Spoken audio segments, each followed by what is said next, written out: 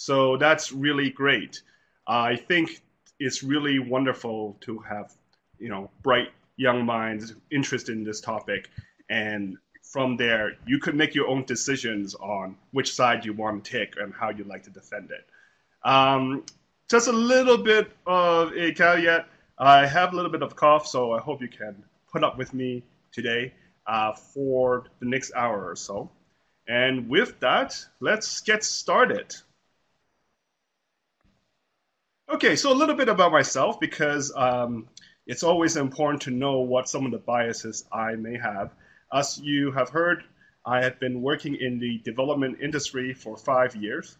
So, to be quite frank, part of my livelihood do depend on development assistance and this program that goes on. But previously, I worked in a variety of industries. I worked in pharmaceuticals. I was a reservist in the Canadian Army. I've traveled to many places around the world, and I think just from a personal point of view, I'm very happy with like where I end up. So let's go on. I understand the resolution to be debated is that wealthy nations have an obligation to provide development assistance to other nations. So when I learned about that, I tried to break that down. And that, there are three parts to this, right? What's a wealthy nation? What's development assistance? What's obligation? So let's go first into development assistance. And apologies for some of the formatting because of the font size. Certain alignments may be out of sync. Okay, so I'll try to be very brief to guide you through the brief history, take you through the murky alphabet soup of development, some of the prominent actors, and then just give you an idea like how we get to where we are now, and highlight like some of the evolution. Like none of this came out of the box saying, "Oh, we are going to do this perfectly." And I think over time you'll see how late some of the development came through. I'm going to pause here for a little bit. Maddie, I see on the chat there's some people that cannot hear. How would you like to proceed?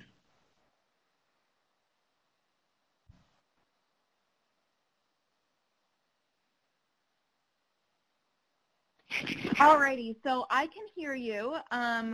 So I'm going to suggest that those users go ahead and make sure that their volume is completely turned up because as far as we know, everything is working. Everything's working okay. So if any other students are having that same problem, we can investigate further. But we can go ahead and proceed. Okay. Well, so first, a quick quiz. What percentage of the 2016, actually should say 17, that's my mistake, of the US federal budget was targeted for foreign aid? And I think I just need to drag this question out there. And now you should be able to see a multiple select. This is going on very quickly. 34 participants. So we got 130%. Okay. Voting's going well. Almost.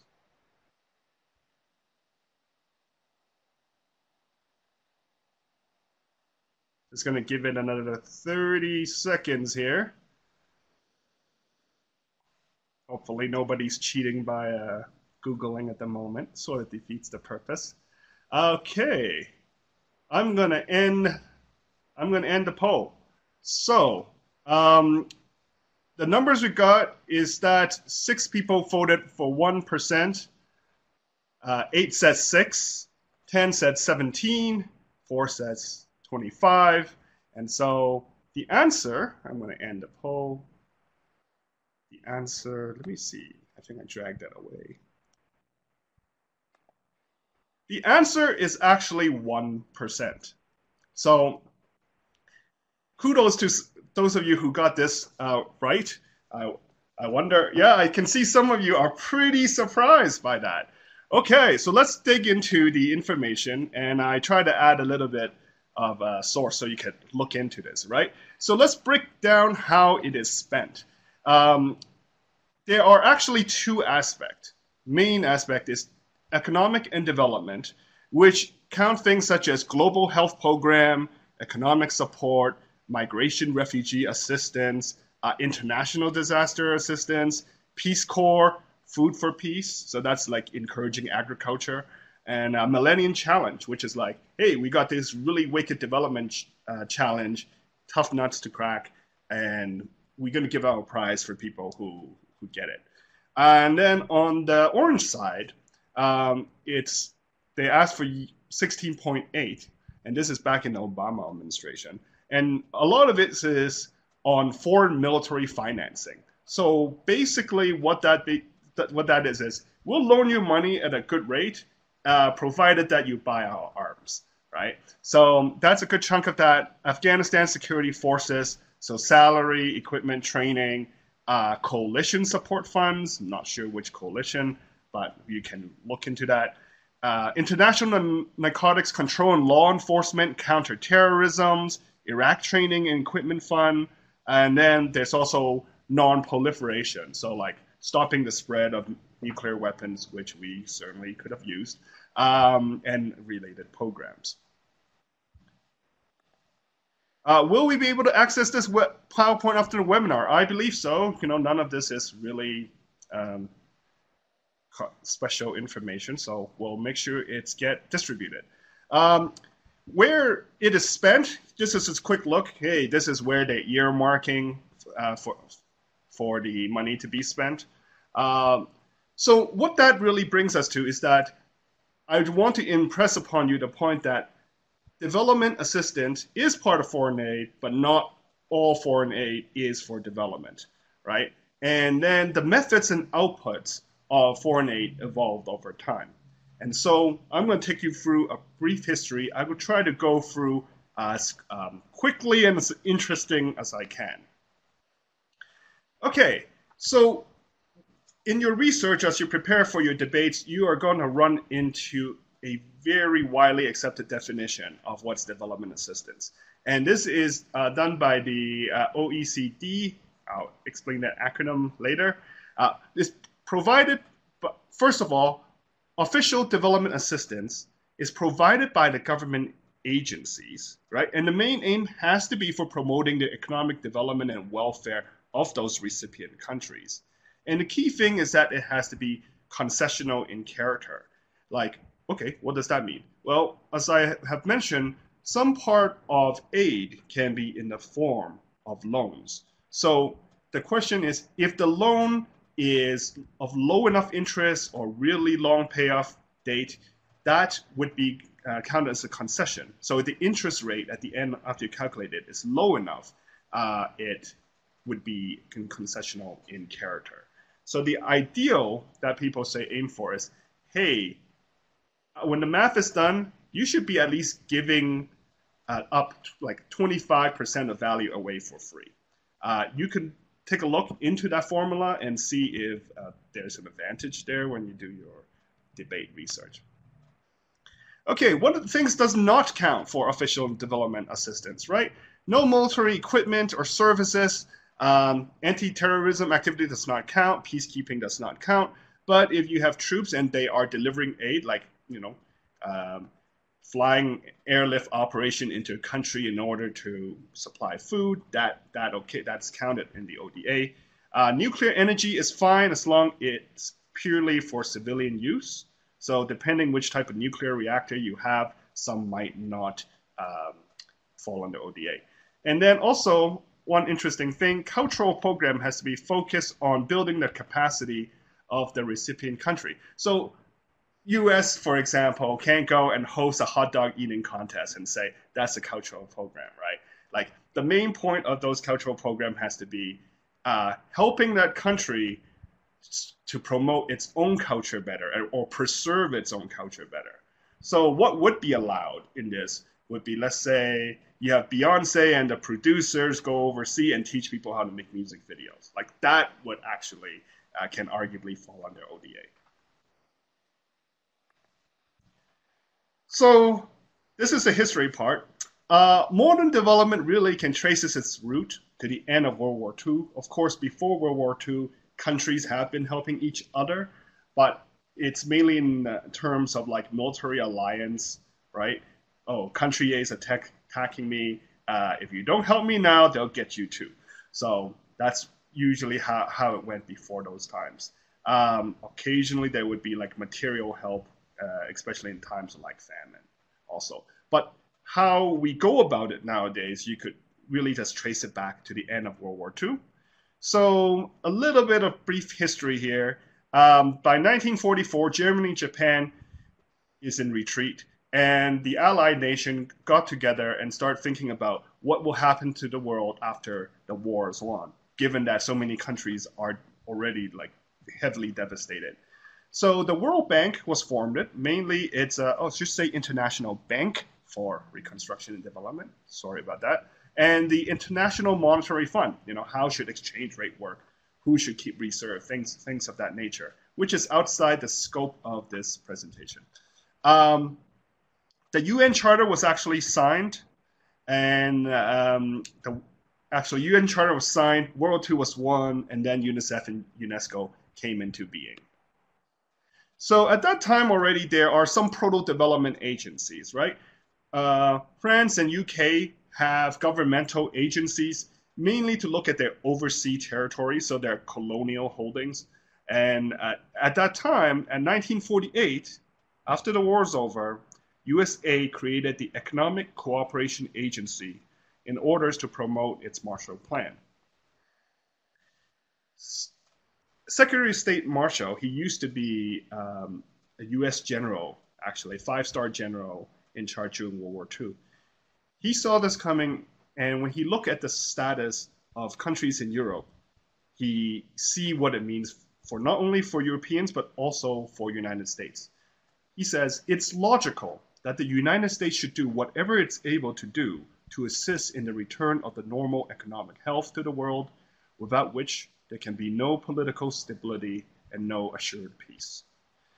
And the idea is saying, if people are so desperate and they can't rebuild, what you'll likely see is what happened after World War I, where Germany forced to pay heavy reparation, people are angry, and then they push toward militarism again.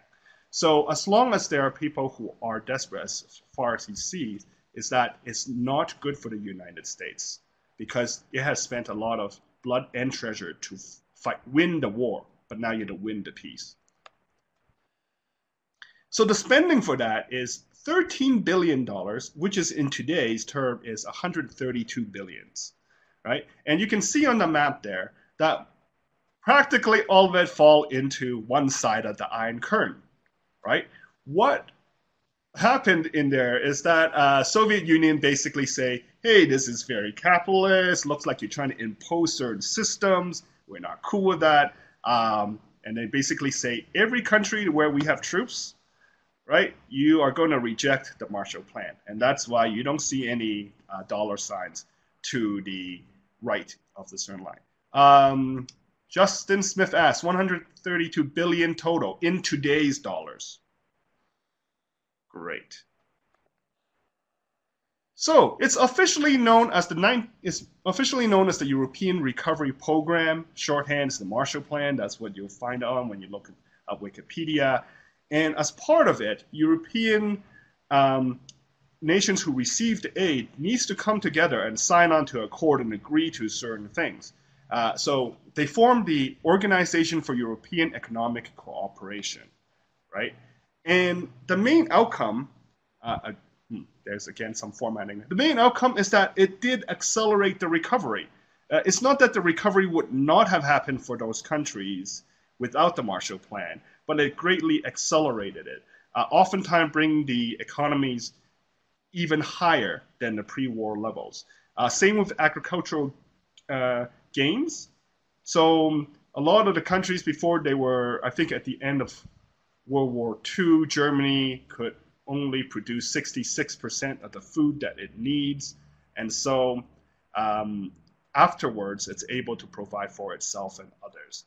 And what that did, in small part, it wasn't the main intention, but it had that effect anyway, was that it countered the spread of communist influence because the governments who receive who receive aid under the Marshall Plan is able to show like improved standard of living, faster recovery, and that helped counter some of the communist like talking points at that time. And so through free trade, there's a number of rules that U.S. imposed. Like frankly, it says, hey, if you are going to receive this aid, you're going to drop certain trade barriers. And so what that did is foster integration, and it promoted the bedrock of free trade we see today.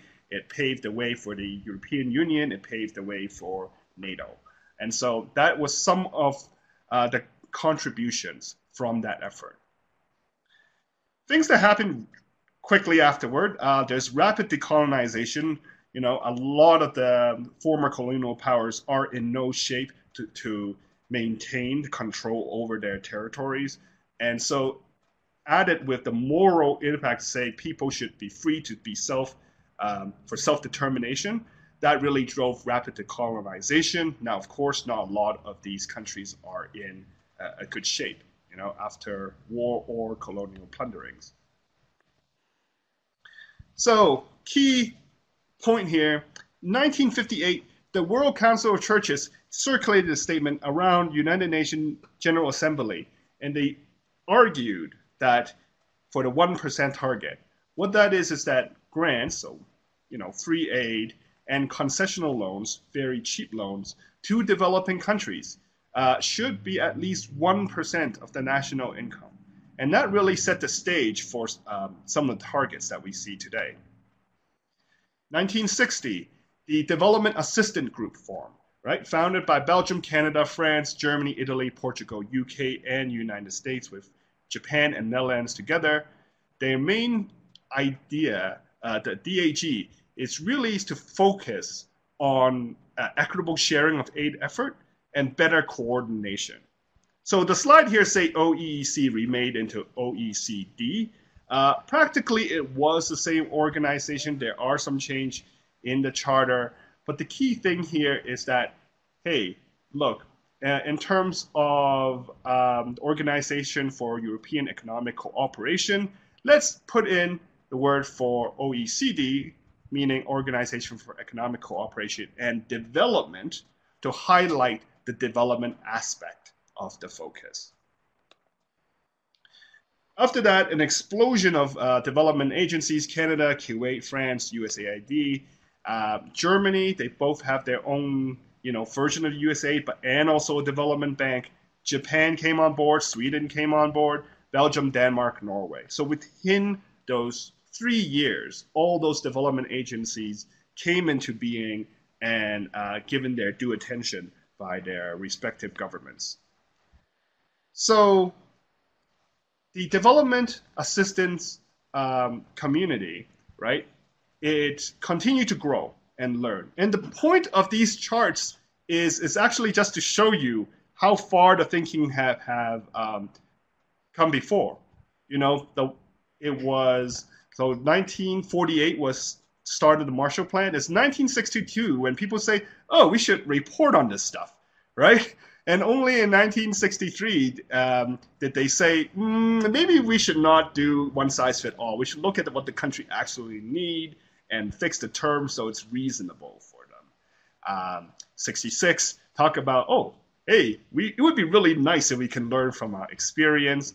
And finally, 1967, they start saying, well, a good metric would be to see what percentage of the national income are being sent out as development aid. So these type of thinking took a long time to evolve. So to further drive home that point, right? In 1969, what you will see there is that official development assistance concept was first defined. And so people say, look, we need to separate this stuff. We're going to make sure that we're not mixing in military aid with development assistance, which is fair enough, right? Because otherwise, they might have like a country may have a lot of incentive to send military aid and still have that counted as official development and make them look good. Now, don't get me wrong, peace and security is very crucial. In fact, it's often the bedrock of making development possible.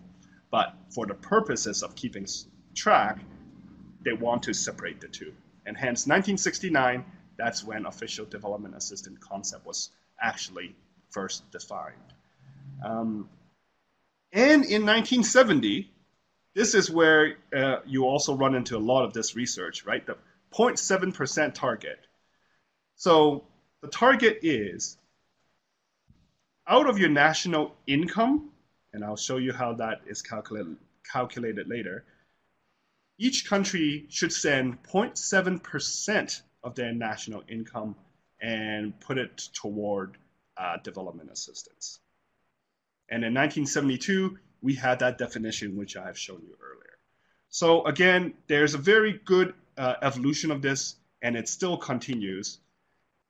1974, OPEC decided to raise oil prices.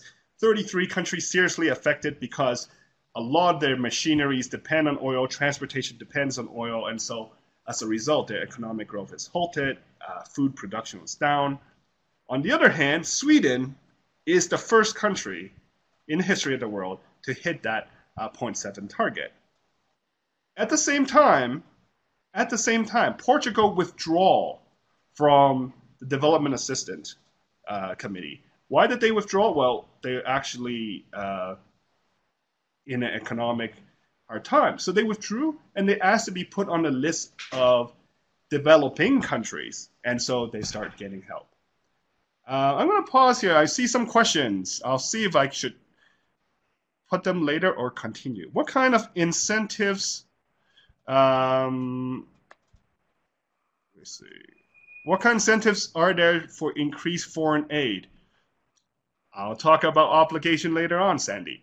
How are we to integrate this? I'm wondering why we're learning the history. If you're going to tell us in a sec, just keep on going. Okay, I think Maddie covered that part. Thanks, Maddie. Okay. Last question for you guys. When did the Development Assistance Committee first held its first meeting on the integration of women in development process?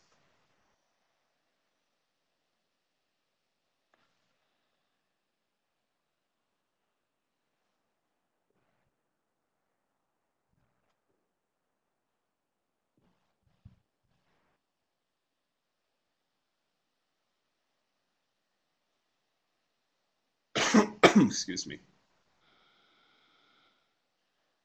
Okay, 16. Okay. We have 24 so far out of 36. Okay, I think we're getting there. Perfect. Well, let's pause here.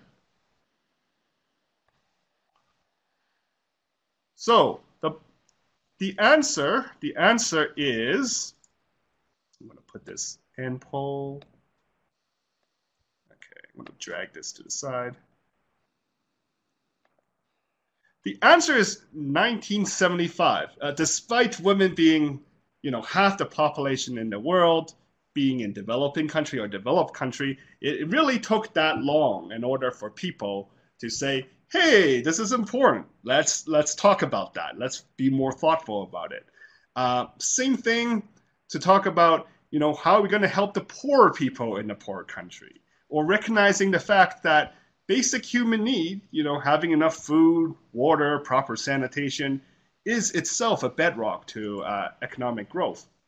Sorry, click too fast. Right. Further on, 1980 talked about energy. They emphasized on interdependence. 1982, finally, they have the idea, say, hey, while we're doing this, let's not wreck the environment, right? Focus on sanitation came later, and this is the final slide on history, I promise. So that in 85, they come and say, maybe we should strengthen private enterprises and smooth the market so that these countries can quicker recover, and then its own citizens can participate in its own development, right? And it's not until 88 where they say, these are the common principle for us to evaluate project in order to say how effective they are. So before all that time, people just evaluate project whichever way, most often time evaluated in ways to make them like look good on, you know, in terms of diplomacy, in terms of getting public support, that sort of thing. And finally, the key development thing in 1991 was the banning of tied aid credits for rich country. This was a big problem for a while. It essentially works like this. I'm the donor. I am going to give you really good loans, provided that you buy stuff from us. You could be buying food from us. You could be, paying money to our telecommunication company to set up your telephone network. So the United States was actually very angry at that because they didn't play that way. They're saying that, hey, if we play that game, we have tons of money. We could totally win this game. You want to do it this way, but it's not right. And so, after very prolonged negotiation in 1991, they're finally able to achieve good progress in untying of aid, and that's something that you'll probably run into your research as well. So, what are the results? Right? What do we have to show for all of this? So this is from the Bill Gates. He published like Gates' letter, and I'm going to pick like 4 things from here. And his main idea of having these 4 graphs is basically saying, hey, look, things are working. Don't let anyone tell you that aid doesn't work, right? So again, a bit biased there. In here, what you see, the polio vaccine has been incredibly effective in eradicating disease, in this case, polio. So back in 1965, there's 400,000, those are thousands, cases each year. And then the last case in the Americas is in 1994, and today we only have 37 cases. So we are able, through concerted international effort and coordination, eliminate diseases. Another thing, empowering women, that's the title that they chose. The argument being that when women's able to control, and be actively involved in family planning, they would have both better outcome for themselves and for their children. Child mortality, so defined as total number of deaths in children under age of 5, have been drastically reduced, even from 1990 until today. And that's a really big factor because the less likely your kid would die, the less likely your kid would die, you generally aren't as motivated to have more kids in your family. And therefore, you can spend more resources on them. And extreme poverty is going extinct. So what you see here is the red part shows the number of people living in extreme poverty, defined as living on less than $1.90 a day in 2015 purchasing powers, right? And so what you see that even as the population grew, the percentage of people living in extreme poverty have been reduced. And therefore, those who are not in extreme poverty are able to participate in the economy. They're able to participate in arts, science, commerce, all these wonderful things we take for civilization. Millennium Development Goals, these are things you'll see as well. I don't want to expound too much upon it, but basically in 2000 to 2015, they set a bunch of goals and say, hey, let's take these steps with really clear metrics for each country, and so that they can aim for it, right? For example, eradicating extreme poverty and hunger. Make sure that there's primary access to education, promoting gender equality and empowering women. So there were 8 goals in total: reduce child mortality, improve maternal health, combat HIV, AIDS, malaria, and other diseases, ensure environmental sustainability, and develop a global partnership. Strangely enough, their metrics is internet users. Don't ask me why. That's what they chose. But a conservative estimate put it that thanks to accelerated progress, 21 to nearly 30 million lives were saved. When otherwise, if the trend had continued as they would have been dead. So those are some of the results we have to show together as the world, really. Quick bit of definition. Why does your resolution focus on state actors? I can only guess, but I think it's a smart choice because, there are many actors. There's international organizations, intrastate, UNICEF. You have private foundations like Gates Foundation. You have churches, all of these things. But the key thing here really is that government represents their people and they collected the taxes and determine how to spend them. So it's more meaningful, perhaps, to debate it from a policy standpoint. How do we define a wealthy country? So economists put a lot of thought into this. There's really two indicators that people like to look at, and you'll find it in the literature. Gross domestic product. And so that's the market value of goods and services produced.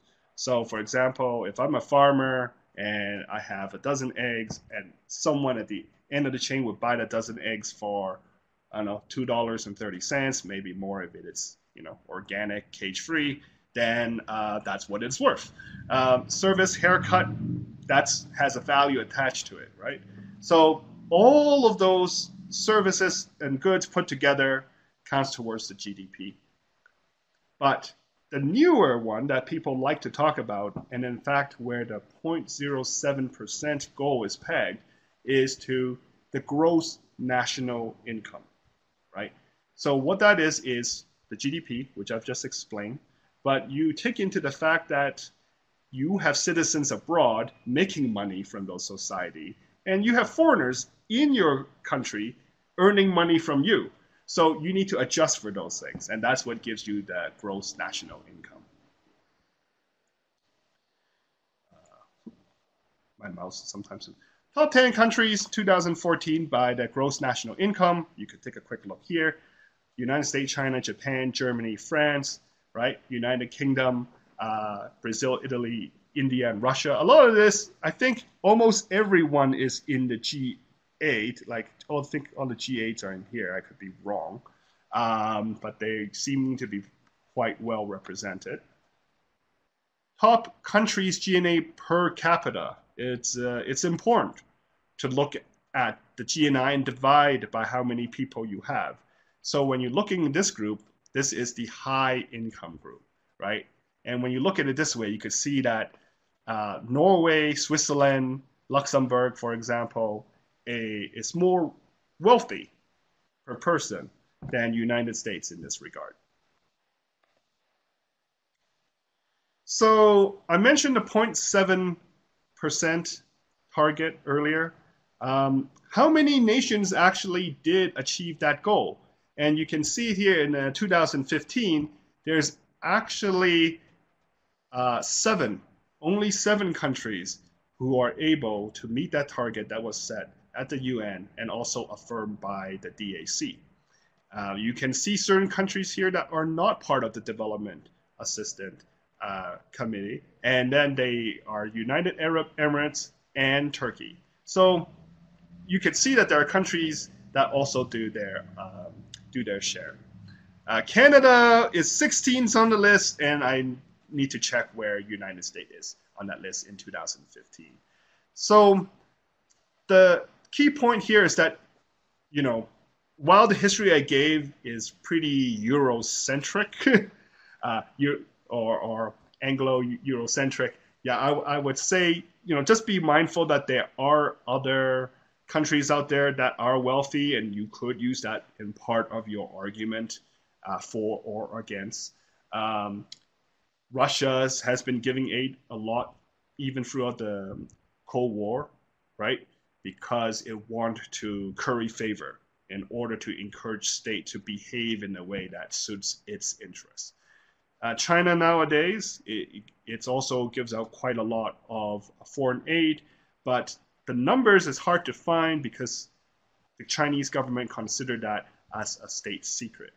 But I just read a very nice piece of research that using interesting math and statistics and going through people's newspapers and whatnot, they're able to like eyeball how much aid did China give and what kind of aid it is. Okay, let's pause here for a second and take some questions. Okay, I need to drag history. Just in too often, debaters have arguments that avoid. Okay, no. Is GNI accurate representation of overall wealth in a country? You can find a lot of feedback on economists about that. They find that GNI is a good measure because you measure both productivity and flow of cash, and so it takes into account remittances. So a lot of countries sends its people abroad.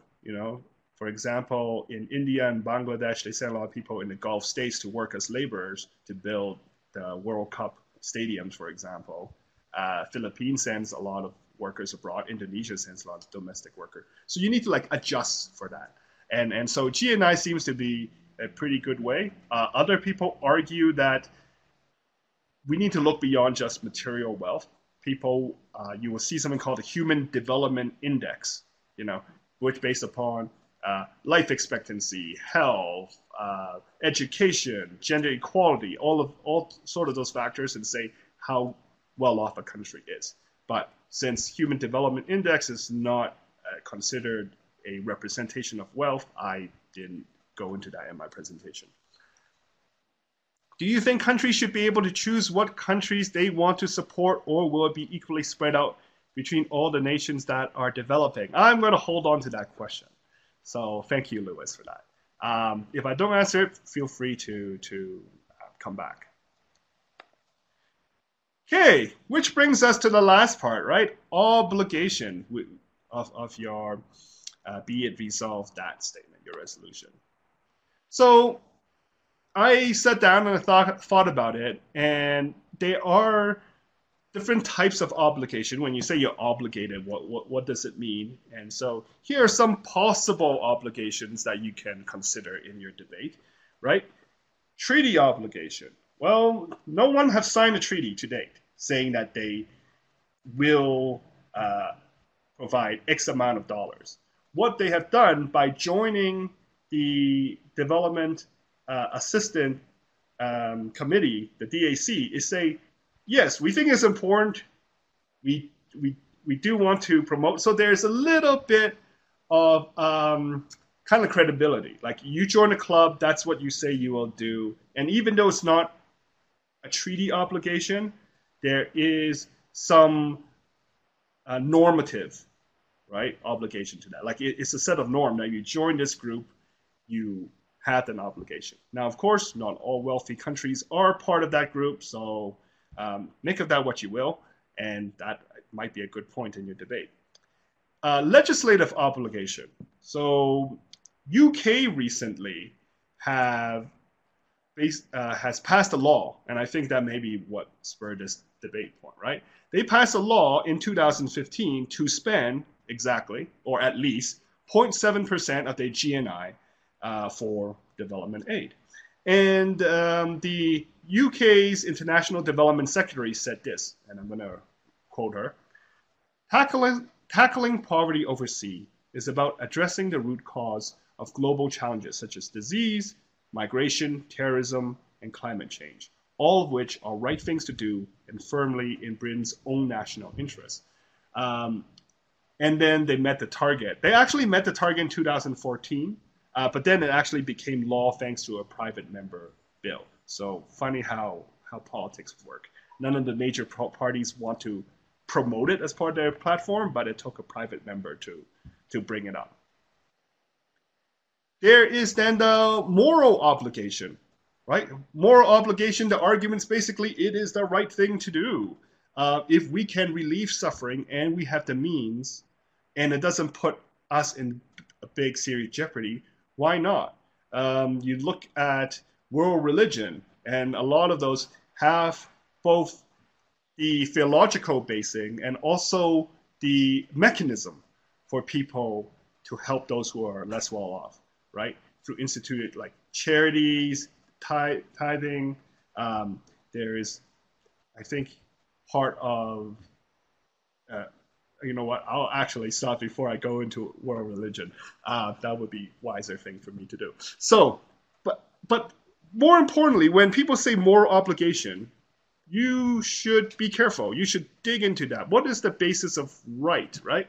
Because one of the big discussion, well, not discussion, one prominent idea was basically say, hey, we have made it, and by we, this is back in the 18th, 19th century, where the predominant powers are European powers, are quite frankly like the white Christian powers. And so they say it is our job to save people from their backwardness. And it's enshrined in a poem by Rudyard Kipling known as White Man's Burden.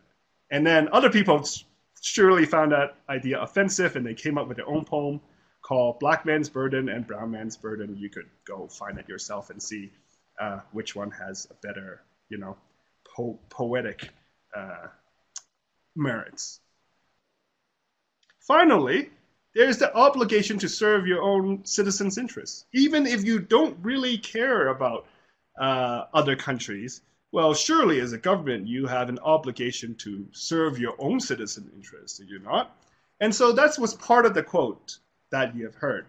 And you can see from a bipartisan panel that was published recently in the United States, where they say, yes, foreign aid is important for our security, for our economic growth, right? And it also supports our values. Okay, is it true? I'll let you decide. But what does it really mean? What do people usually refer to when they say you have that type of obligation, right? Sure, relationship with certain countries can be strategic, so that goes to Lewis' points. Countries certainly have a tendency, especially if they are colonial, was an ex-colonial power, to maintain that relationship by supporting those. You know, like people feel their own population feel a connection due to that shared history, good or bad. Japan, for instance, with its own constitution, which heavily limits its military involvement, so it's hard for them to use that in diplomacy. Relies on trade and foreign aid to further the diplomacy.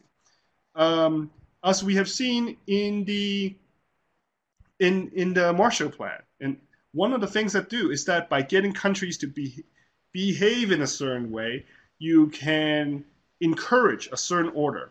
And people would argue that Pax Americana, so like the American piece, the current global trading system, how ships can sail in the sea, how there's generally very little tariffs and goods, services, and labor can move across. It's because we set up this international order that allows that to happen, that people agree for this to happen. And there is a very strong point.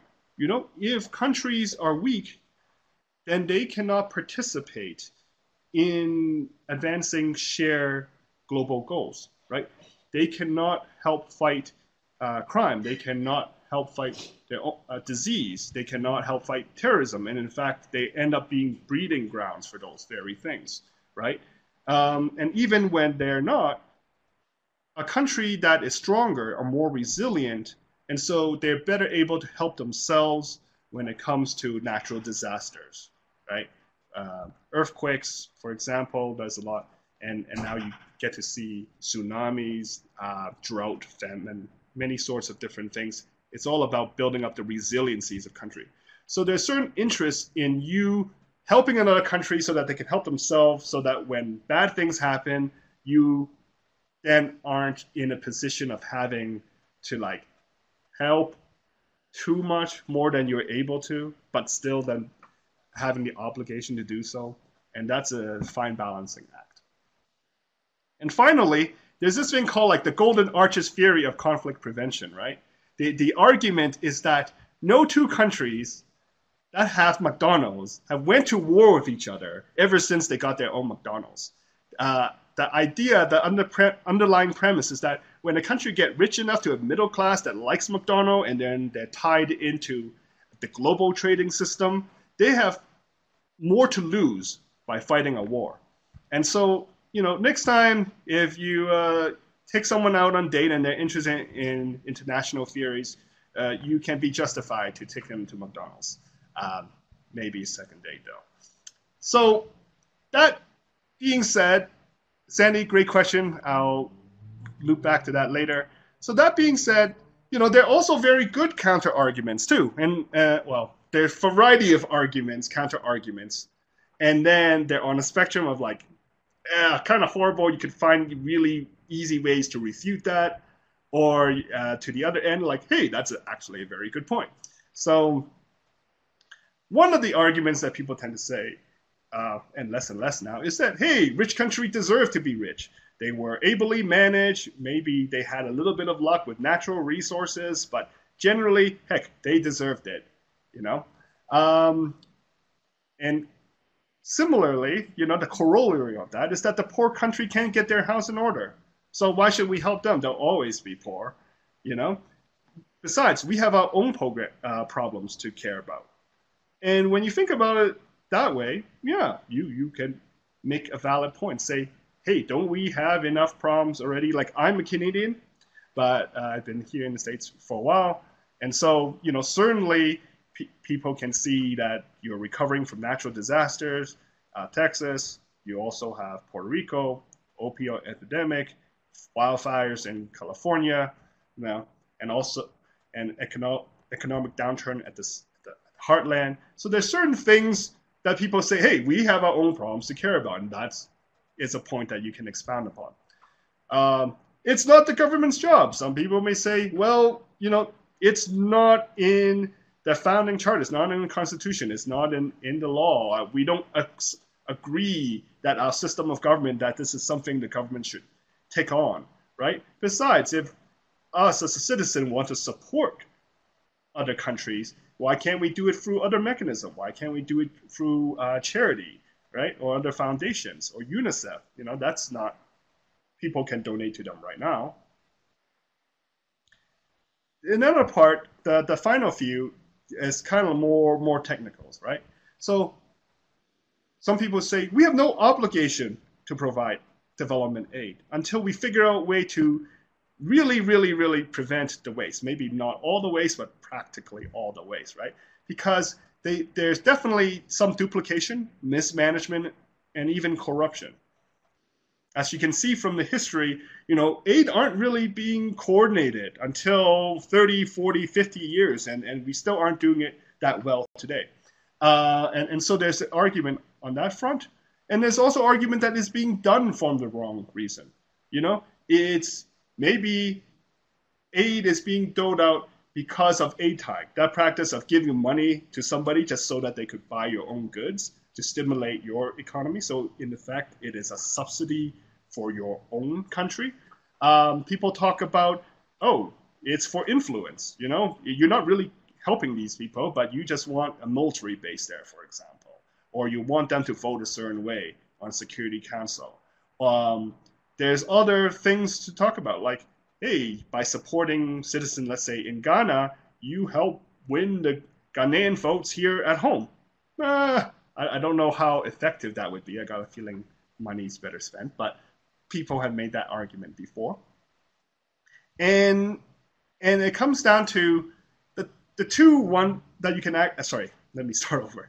And then there are kind of like three more reasons of why the wealthy countries shouldn't be doing this, right? One, it breeds dependency, it distorts the economy, it supports inept government, and in a way, isn't that just imperialism? And if we really want to help them, shouldn't we rather lower our trade barrier and remove unfair trade practices?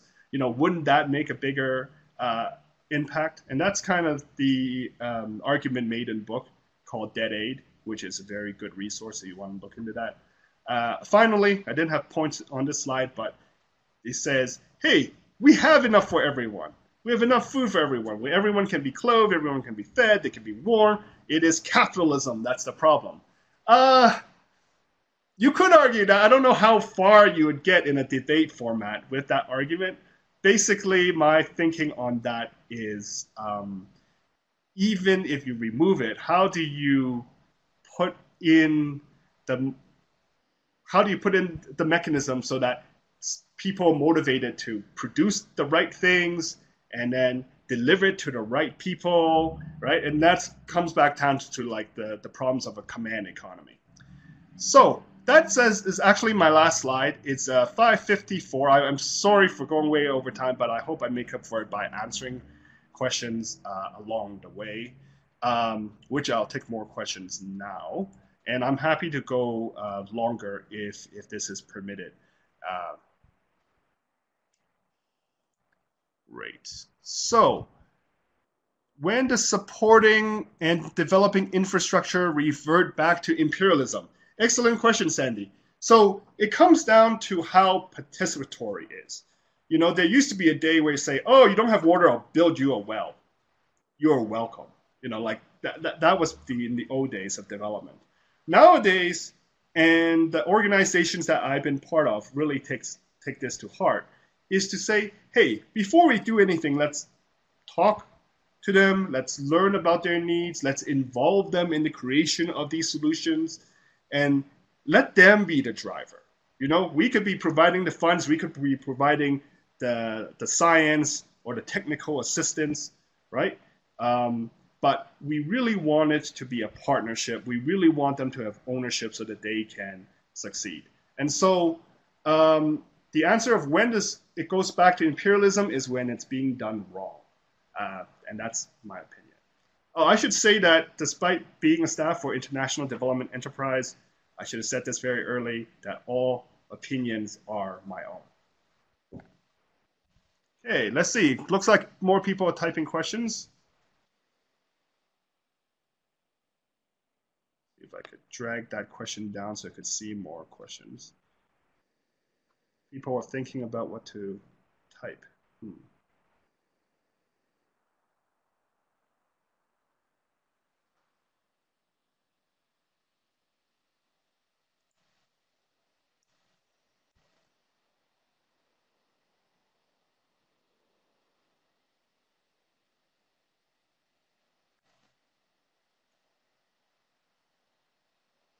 Okay, can you elaborate a little bit more on the dependency point? Oh wait, hold on. Let me try to take it in orders.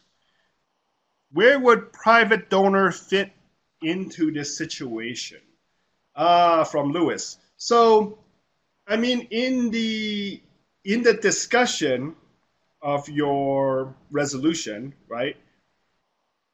They are part of the wealthy countries, especially if they are a national organization. But here's the thing: if you guys are going to have a debate, you guys have to like be able to like agree on some terms. So where would they fit in this situation? Private donors, they do good work. For example, they can decide to give to our organization for us to carry out programs, right? IDE, International Development Enterprises, is funded both by bilateral, so all those lists of development agencies earlier, but also private donors and also, you know, charitable institutions like Gates Foundations and so on and so forth. And so they do provide money. They are more flexible in terms of where the money is to be spent because it's their money. There's usually less laws and less public opinion surrounding to it. You know, if people don't like what they're doing, they just won't donate to these private donors, private institutions to give money in the first place. But in terms of ODA, like calculating official development assistance, private donor is not counted in that. And so your metrics, you'll have a harder time finding metrics for that. I hope I answered that question. Sandy, what about governments that have more authoritative forms of government where then it could be an issue of listening to less trustworthy leaders? Yes, that certainly is a problem. So if the recipient government is more authoritative, right? Back in the days, back especially in the Cold War days, they would say, "Hey, here's some money. I know you're authoritative, but as long as you're on our side, that's fine." Uh, and you could spread it out however you want, right? Like oftentimes they would divert it, but oftentimes the donor countries will also say, "Hey, our citizens are not happy about how you are handling this aid we gave you. We would like to see more transparency. We'd like to see more participation." And so it's really a political tug of war, right? You can expect that authoritarian governments in general receive less aid than ones that are more democratic from democratic countries. There's always exceptions, right? As you can see from chart, Egypt uh, receive a lot of aid, but because it is strategically important. Um, can you elaborate a bit on the dependency point by Kennedy Hughes? Yes, I can. So there is this situation of dumping, right? Let's say back in the day, the World Food Program gets donation, and the money is then used to purchase food. The food is then given to people.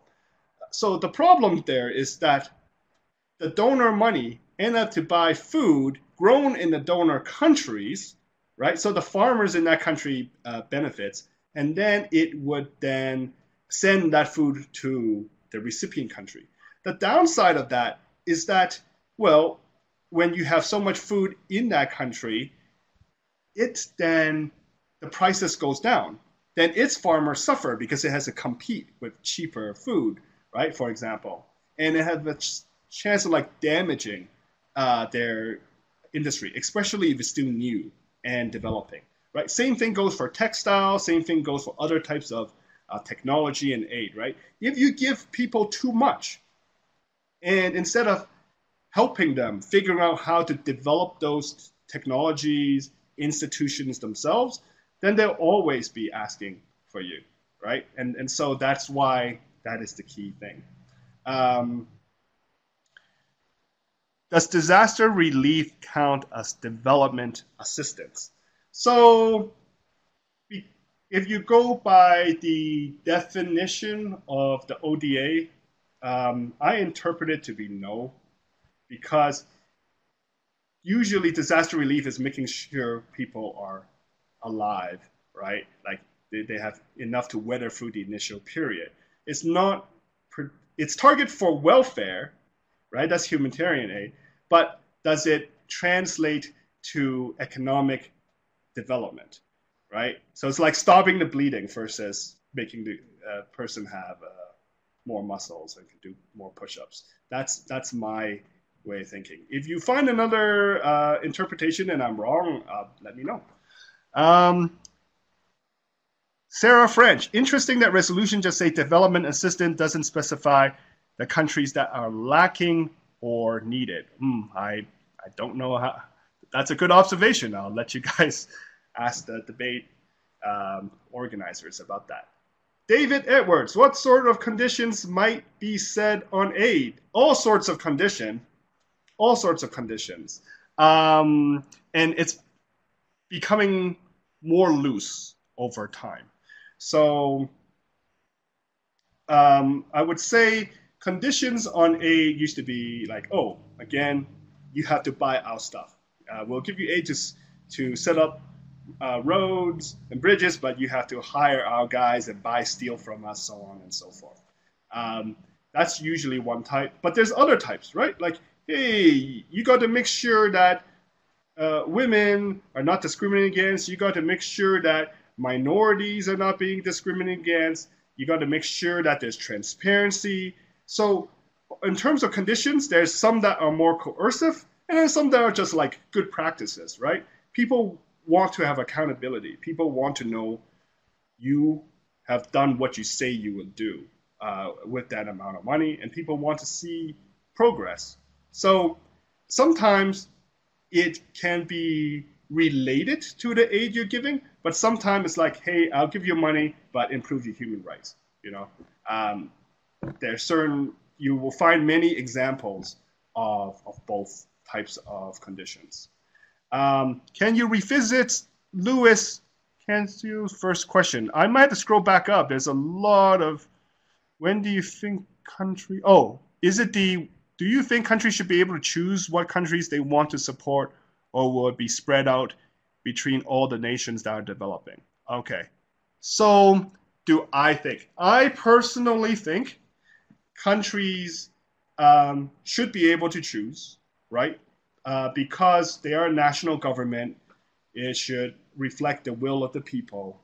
And so the only time where they are more or less like forced is if those governments have joined an organization or bind to some sort of treaty to help people based upon need. Then you're basically agreeing to a rule set, right? It's like, hey, that's my agreement. I will help whoever needs help the most according to this process that we agree to, right? So that's what I think about it. How does disaster, Sarah French? How much waste or abuse do you see now? I personally don't see a lot, thankfully. Thankfully, the organizations that I work with and have been associated with, or like have been known, they do not have much waste or abuse. But you can certainly find no shortage of case studies where you can't categorize this as waste or abuse. And so both pro side and con side, you should do your homework. I'm not going to do your homework for you on that one. Conditions like privatizing state-owned industry, Susan Worst. Yes, that sometimes is a condition too. But it may not be directly related to a certain aid package, you know? It may be like, oh, we'll give you this aid package, and behind the scene, when you negotiate with the IMF, you'll agree to this other stipulation. And so you don't really know what's taking place behind the scene. You might want to look at a book called Confessions of an Economic Hitman. So it's written by this guy, and the basic premise is he go around the country promising them stuff and getting them to agree to things that actually hurt the recipient country's interests in order to benefit the donor or other powers that be. And Susan, you're already reading that? Great. So yeah, that's a good starting point. Oh, the title, I'll type it out. Yeah, Confessions of an Economic Hitman. I think Hitman is one word.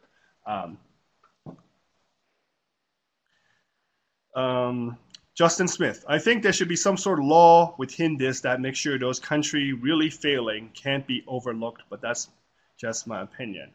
That's very good. Like, that would be, I agree with the sentiment, and the question is, what is the authoritative body? The UN General Assembly certainly have moral authority, but, it passed a lot of resolutions and it's not binding. Security Council is the only one that can pass binding resolutions and enforce it, but they usually don't concern themselves with economic assistance. At what point does development assistance actually hit the mark and have tangible impact, percentage-wise? I don't think I understand the question, William. Are you asking at what percent that each country should give as part of this GNI in order for it to have the desired result?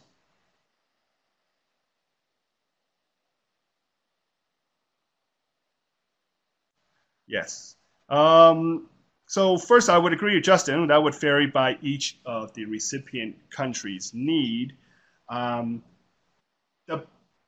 0.7%, actually the 1% came about in England way before World War II because someone wants to include it into their party election platform, and an economist calculated that, hey, at this rate, given these are the wealthy countries and given this is how much they make, everyone needs to give 0.7% in order to satisfy the development need of the people that aren't that are still developing.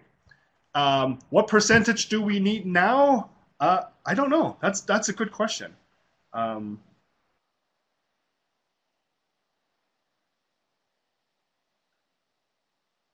Good. I think so.